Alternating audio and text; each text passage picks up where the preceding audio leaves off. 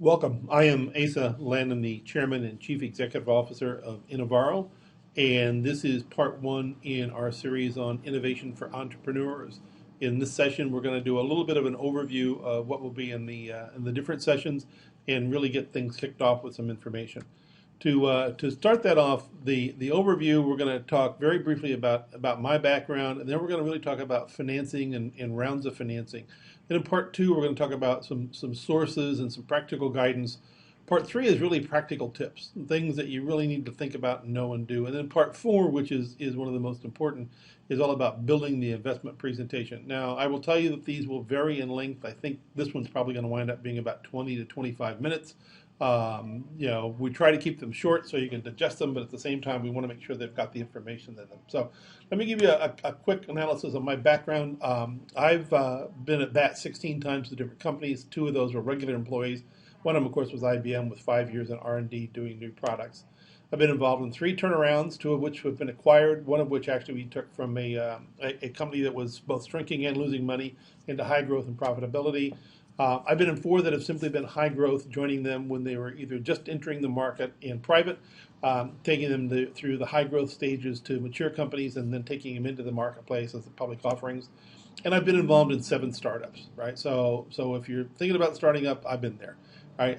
4 of those were wins, right? 2 of those we actually started and sold, one of them for over $500 million.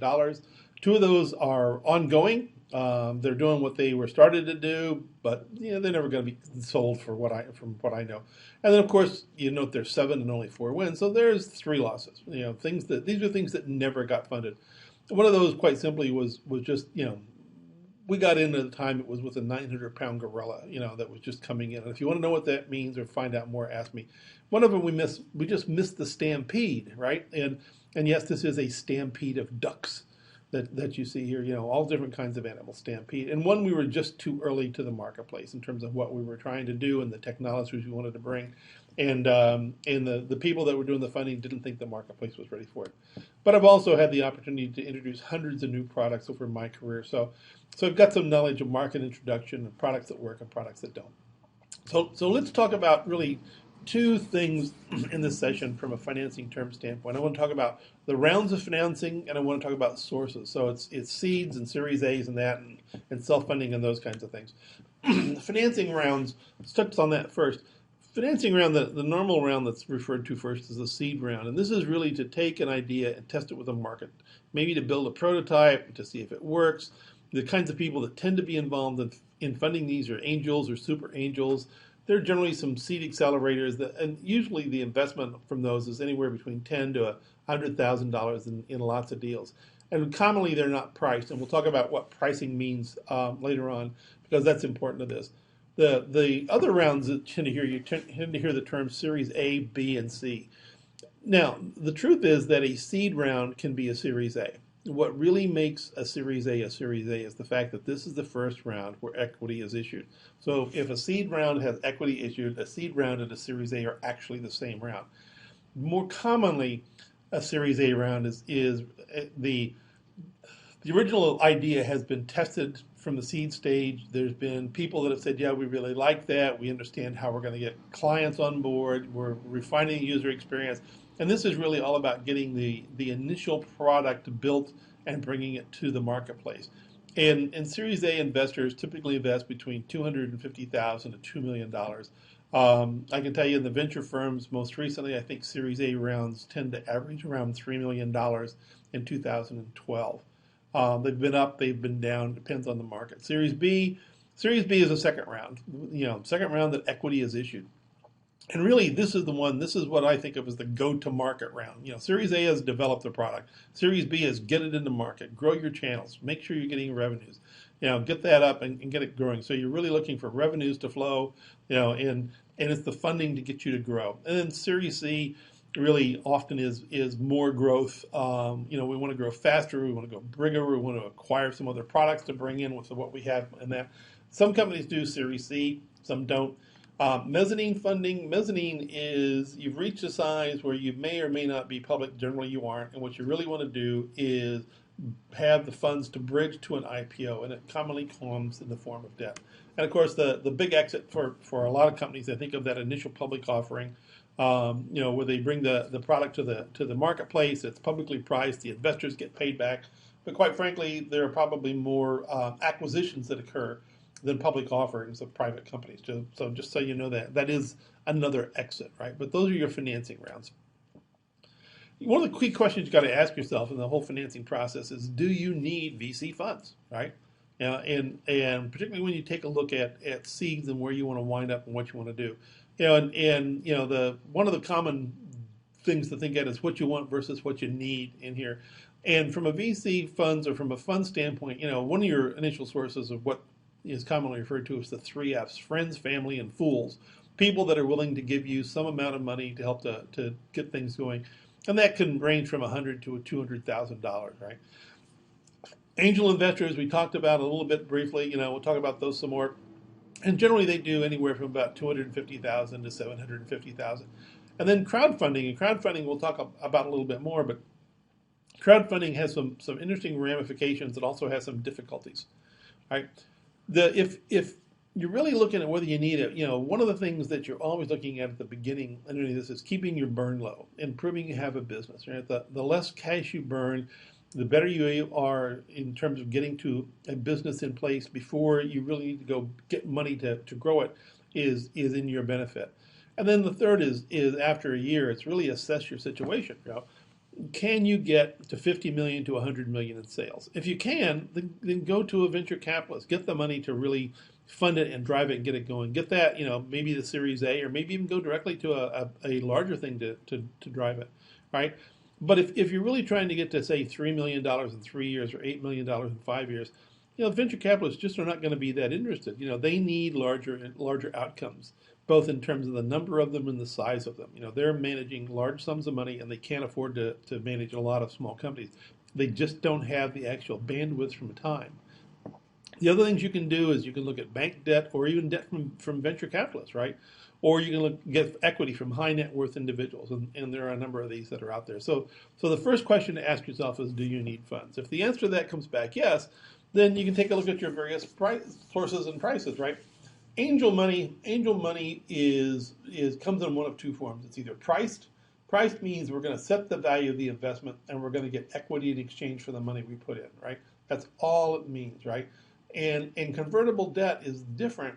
And convertible debt says that we're not going to price the value of the money we put in right now, right? So it's going to take the form of a loan, and what we're going to do is then we're going to be able to convert that loan into equity at the same time that the venture capital people come in and put money in your first Series A round.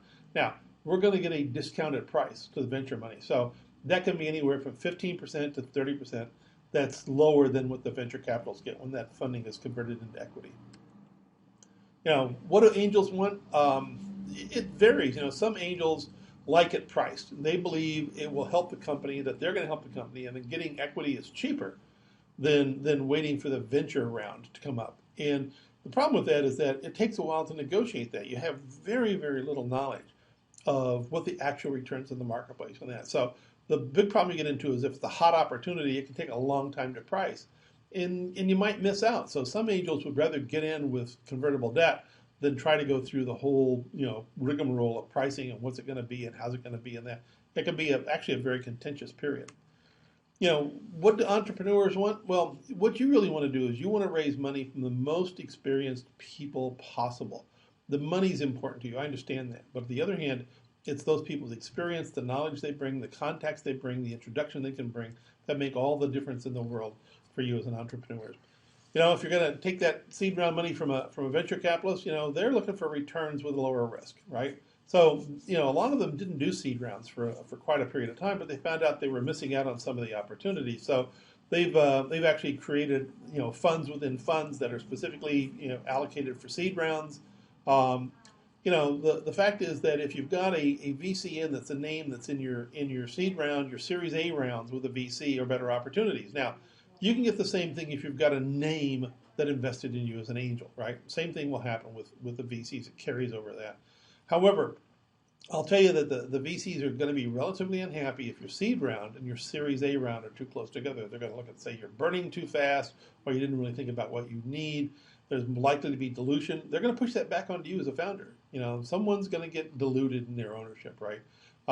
They also don't like too many angels, and the reason they don't like too many angels is they've got to negotiate with these people on what the price is going to be, right? So you get too many angels in, it can spoil the deal, right? Get a good lawyer. Get a good lawyer to make sure that you don't do things that will affect you adversely, because when you make these decisions early on, you live with them often for the life of the company, right? VCs as angels, we touched on that briefly. You know, there are VCs that do that. There are the pros to that are, you know, you get in a name, right? You know, getting a VC to come in as an angel, you know, as a seed is a pretty good thing to have. You know, and most of the time, if you get that, you get a follow-on built in, meaning they come in as a seed and they want to either reserve the rights or they want to participate in your Series A and your Series B, and they can give you access to markets, access to technologies, access to people, and then give you advice and help. What are the cons, right? Well, you know, if you get a VC in as an angel in a seed round and they don't actually join the follow-on round, it can make it really tough to get the others in, because the question they ask is that, hey, look, you know, it's these guys came in and put money in for the seed round, but they're not doing the follow-ons. What's wrong, right? The other one you have with that is if you don't negotiate it right, you can get a lower valuation than shop. And I can tell you that from personal experience, in one of the ones that we had, we did a fairly large Series A round, and the venture capitalists that we were working with wanted to be and committed to participate in the Series B round, but we also wanted to have the right to shop that, so we could do that. And they had participation rights, but they couldn't set the price. And that turned out to be very effective for us, because the price that we were able to shop it at for the Series B round was very advantageous. And our venture capitalists, you know, participated. They felt very good about it, right? But also, on the other hand, I'm sure they paid a little more for it than they thought they might have. So at the end of the day, they made a lot of money out of it, so it wasn't a problem for them. You know, if it's a large fund, you know, say greater than 100 million, they're doing a lot of seed deals, and you may not get attention on what you're doing. So you have to be relatively careful with that. You know, it's here's the money and go away and don't bother me. Crowdfunding. Crowdfunding is an interesting thing that's happening these days. Crowdfunding basically is a collective effort of individuals to pool money, usually via the internet, and it's used to support a wide variety of activities. It's been used in the creative arts for a long time. It can also refer to the funding of a company by selling small amounts of equity to many investors. The equity part gets to be problematic for a lot of regulatory reasons, right? That form of crowdfunding has received attention from policymakers. They passed the Jobs Act over a year ago in April of 2012. Parts of that are in place, but the SEC has been charged with getting the regulations and the rules in place to allow that to move forward. And it lets a wider pool of small investors invest with fewer restrictions, right? So you've got some hybrid models such as Mosaic that are using some of the existing security laws to allow the public in approved states to invest directly. And what you can do varies from state to state, right? In any instance, investors are giving something for their money. You know, rewards can range from, you know, having your name in the credits if you're doing a video or a movie or something of that nature. It could be an initial opportunity to purchase or to sell the product itself, and in some cases you even get a revenue return, right? There are over 450 crowdfunding platforms that are out there. They're quite common. All of us have probably heard about Kickstarter. If you're here, you've probably already heard about Kickstarter. And if you want to read more about equity crowdfunding, I suggest you go to Wikipedia and look at the comparison of crowdfunding services. And you also need to remember that crowdfunding web platform are for-profit entities. They make money on this, so this is not a hobby for them. Okay, so if we take a look at the other group, you've got strategic partners in venture, and these are sometimes called corporate venture capital funds. They used to be called industrial investors, right? A number of things. These are usually from an industry that you serve or target. Let's say that you're in the automotive industry, you might have BMW Ventures in there, you might have Nissan Ventures. If you're in technology, you might have Panasonic, you might have Intel, right? Generally, the corporate venture capital funds they talk about bringing not just money, but a promise to add marketing and channel and give you access to those things from their company.